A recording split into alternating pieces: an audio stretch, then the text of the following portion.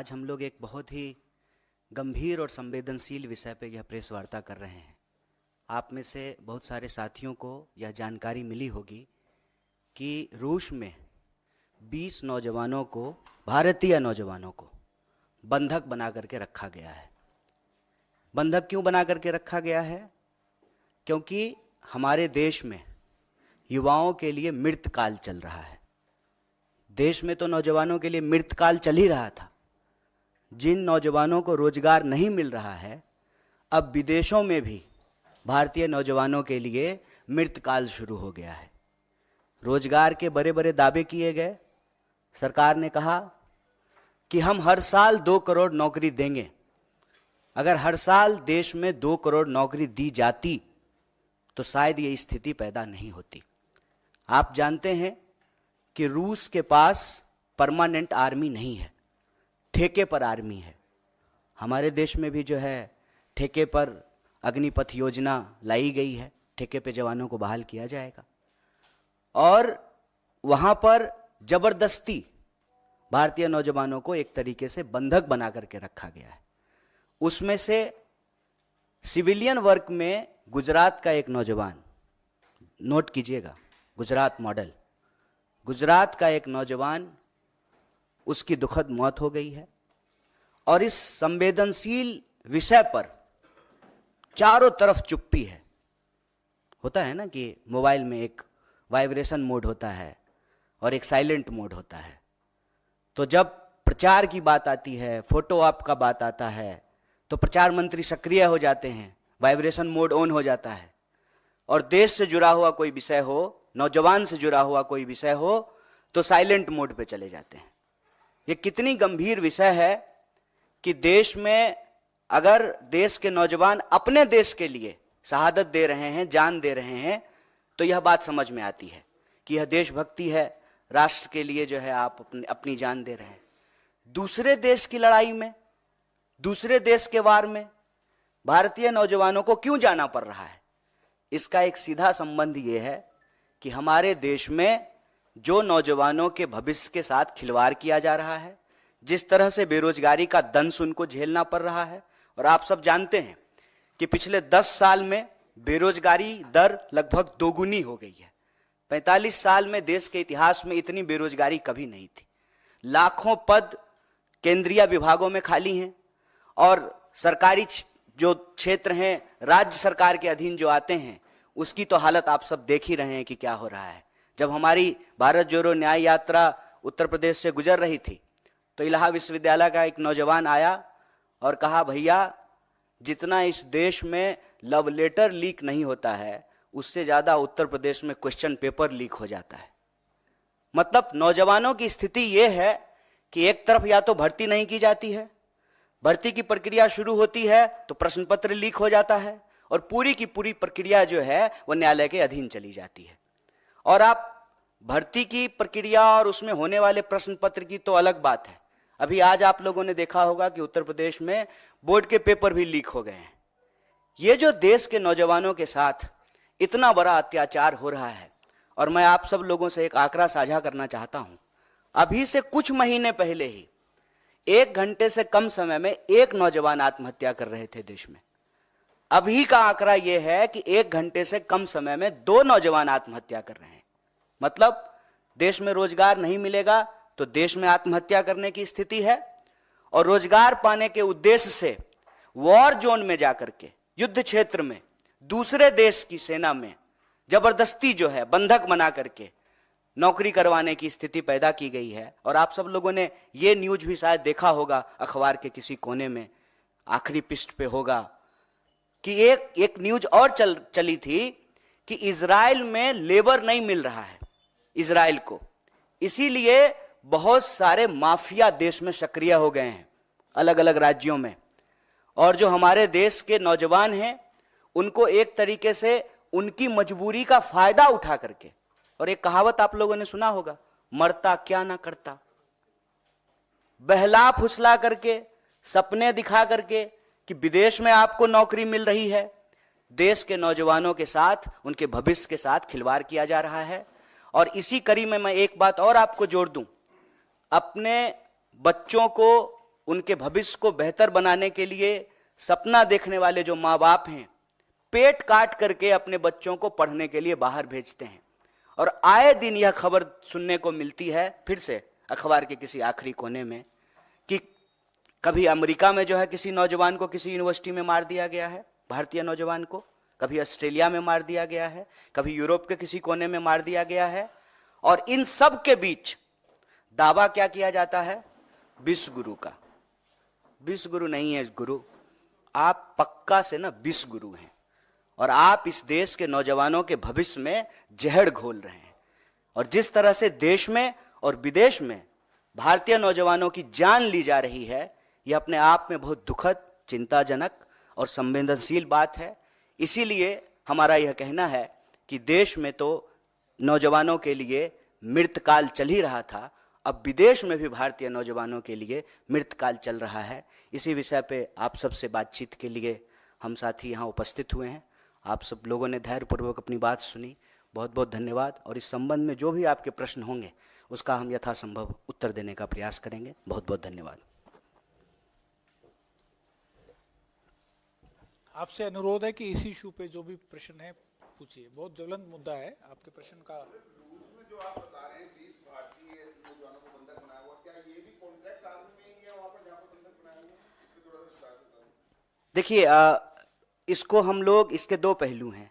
पहला तो कोई अपना घर बार छोड़ करके कहीं और काम करने के लिए क्यों जाता है, जब आपको अपने घर बार में रोजगार नहीं मिलता है। जैसे मैं बिहार से हूँ सर, हम लोगों को पढ़ने के लिए, इलाज कराने के लिए, हनीमून मनाने के लिए, काम करने के लिए, हर चीज़ के लिए बाहर जाना पड़ता है। क्यों? क्योंकि हमारे राज्य में अवसर नहीं है। ये सच बात है, वरना अपना घर बार छोड़ करके क्यों आएगा कोई?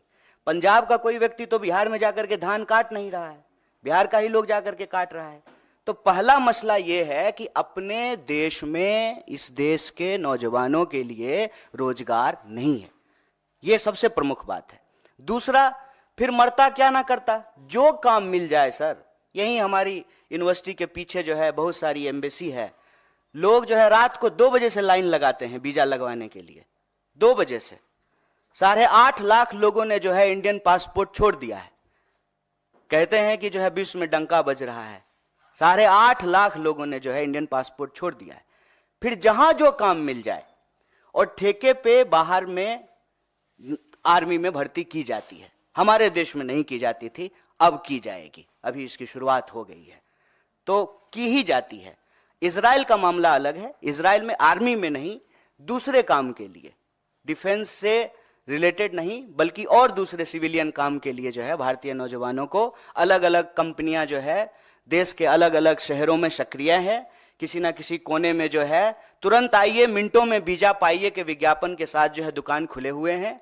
और भारतीय नौजवान जो है उसमें किसी तरीके से चाहते हैं कि हमको देश में कोई अवसर मिल नहीं रहा है तो विदेश में कोई अवसर मिल जाए, वो उसके तहत जो है बाहर चले जाते हैं।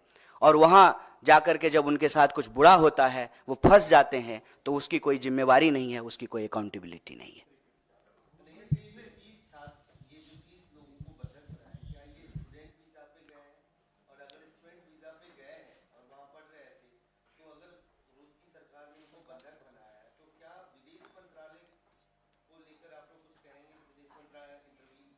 देखिए, अब इस बात का जवाब एक्चुअली हमारे सीनियर जयशंकर जी देते, विदेश मंत्री वो हैं, कि किस वीजा पे ये लोग गए हैं, सरकार का इस पे क्या स्टेटमेंट है।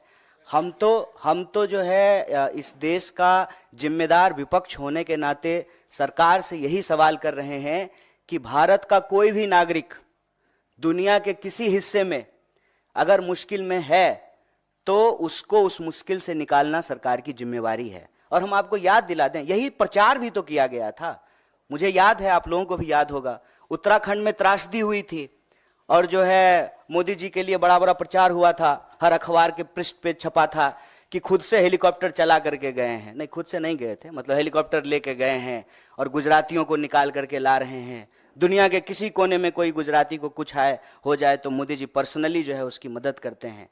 तो हम बस उनको याद दिला रहे हैं कि जो है आपका यह गुण कहाँ है, हम देखना चाहते हैं। हम चाहते हैं कि देश के बाहर जो भारतीय नौजवानों के साथ देश के अंदर जो परिस्थिति है जिसके चलते उनको विदेश जाना पड़ रहा है, तो उनके साथ अगर कुछ बुरा हो रहा है तो सरकार इसकी जिम्मेवारी ले। ये तो सरकार बताए कि कैसे गए हैं, किस माध्यम से गए हैं, स्टूडेंट वीजा पे गए हैं कि वर्क वीजा पे गए हैं कि टूरिस्ट वीजा पे गए हैं, वीजा का कैटेगरी का है, H1N1 कौन सा वीजा लेकर के गए हैं, ये तो सरकार बताएगी। हम कैसे बता सकते हैं? हम तो विदेश मंत्री हैं नहीं। बेरोजगारी का आलम यह है कि अब तक की सबसे उच्चतम स्तर पे है। सरकार की तरफ से कल आंकड़ा भी ये सामने आया कि जीडीपी ग्रोथ जो है वो 8.4% हो गई है। क्या कहेंगे आप? 750 लोग जो है वो धन्ना सेठ हो गए हैं, अरबों खरबों में उनकी कमाई हो गई है, और किसान ने आत्महत्या कर लिया है 12,500। इसको कैसे देखते हैं?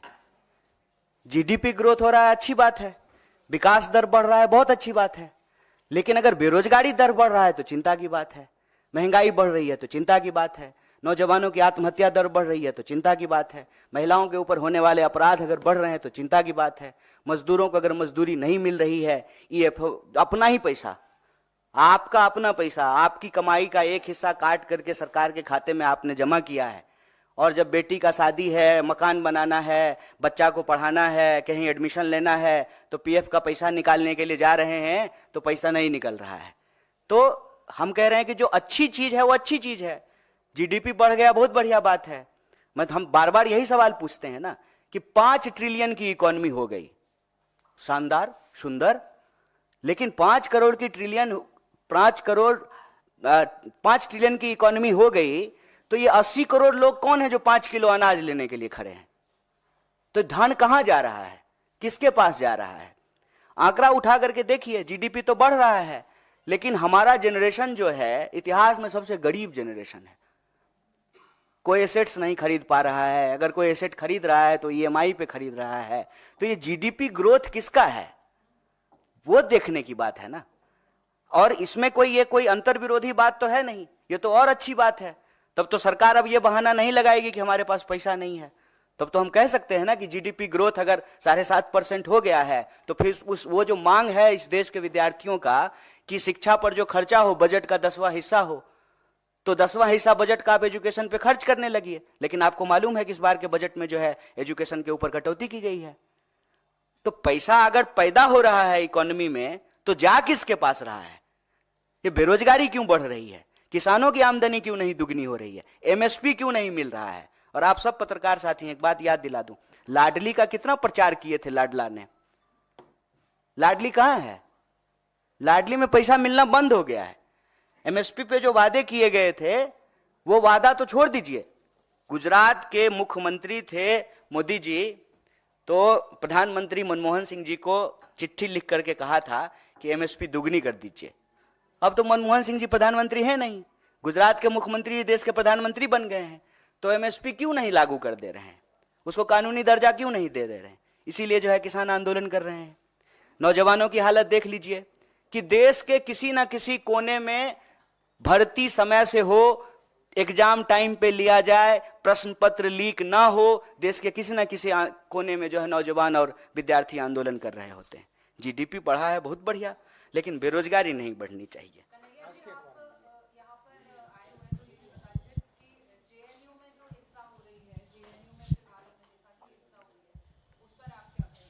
तो हिंसा कहीं भी हो, बीएचयू में हो कि जेएनयू में हो कि एएमयू में हो, हिंसा अच्छी बात नहीं है।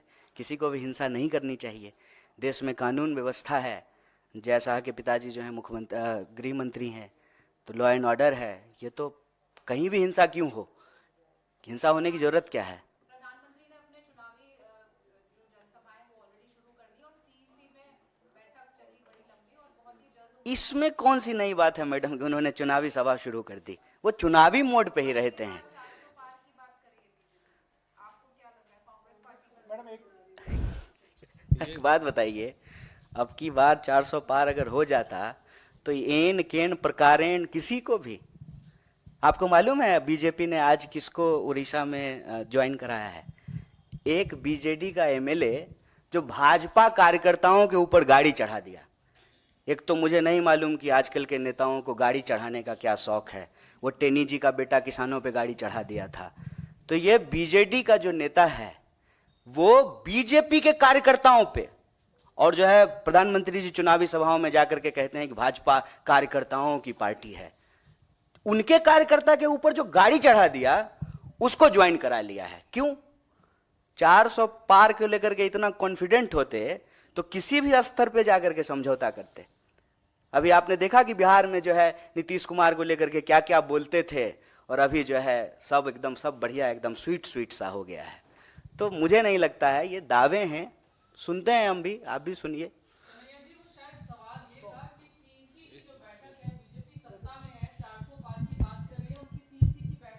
पहली लिस्ट की तैयारी है, आप लोग विपक्ष में हैं, आपकी सीईसी कब होगी इसको लेके कोई क्लैरिटी नहीं है। अलायंस टीएमसी के साथ वेस्ट बंगाल में होगा नहीं होगा, इस पर भी चिंता संशय है बना आपको हुआ है। हमारी, बड़ा अच्छा लगा सुन करके। कांग्रेस कवर करते हैं ना, कितनी इसलिए चिंता आपसे करते सवाल हैं कर आप सकते हमारी, हैं। बहुत बहुत अच्छा लगा। आप लोग कितना चिंतित हैं हम लोगों के लिए, बहुत अच्छा लगा, बहुत धन्यवाद।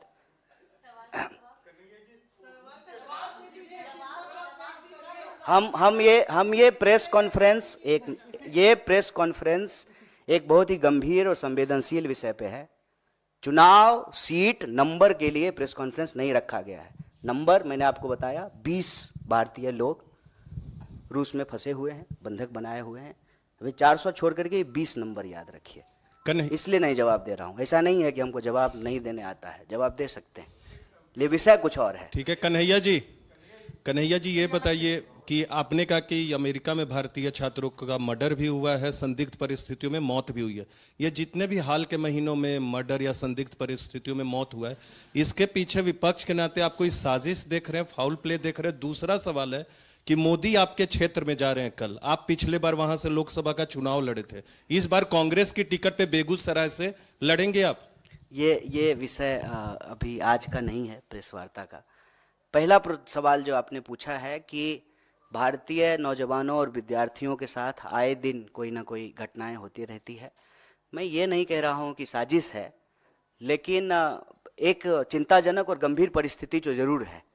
मान लीजिए कि मैं बार बार कहता हूं कि देश के भीतर की समस्या को बाहर जो घटनाएं घट रही है उसके कॉन्टेक्स्ट में देखने पे चीज़ें आसानी से समझ में आती है। मैं बार बार कहता हूं, मैं बिहार से हूं, और जो है जब हम लोग महाराष्ट्र जाते थे तो हमारे साथ भी जो है कई बार ऐसी घटनाएं घटी, गुजरात में कई बार जो है ऐसी घटनाएं घटी। ऐसी घटनाएं क्यों घटती हैं? ऐसी घटनाएं तब घटती हैं जब बिहार में रोजगार नहीं है और हमको मजबूरी में बाहर जाना पड़ता है। वैसे ही भारत में अगर रोजगार की स्थिति होती तो भारतीय नौजवानों को बाहर नहीं जाना पड़ता। पहली बात तो ये। दूसरी बात, जब हम कहीं जाते हैं तो आउटसाइडर्स को लेकर के एक इनसिक्योरिटी होती है स्वाभाविक रूप से, और कैंपेन भी यही किया जाता है। आप लोग अक्सर सुनते होंगे कि बाहर का लोग आकर के रोजगार ले लिया है, बाहर का लोग आकर के यूनिवर्सिटी में हॉस्टल को कब्जा कर लिया है, यूनिवर्सिटी को कब्जा कर लिया है। तो इस तरह से जो है आइडेंटिटी के आधार पे पोलराइजेशन होता है, ध्रुवीकरण होता है, और नफरत फैलाई जाती है, और नफरत का शिकार जो है वो लोग होते हैं। मैं ये नहीं कह रहा हूँ कि भारत की सरकार की साजिश है, लेकिन ये परिस्थिति है। इस परिस्थिति में भारत की सरकार को एक्ट करना चाहिए, हम ये मांग कर रहे हैं।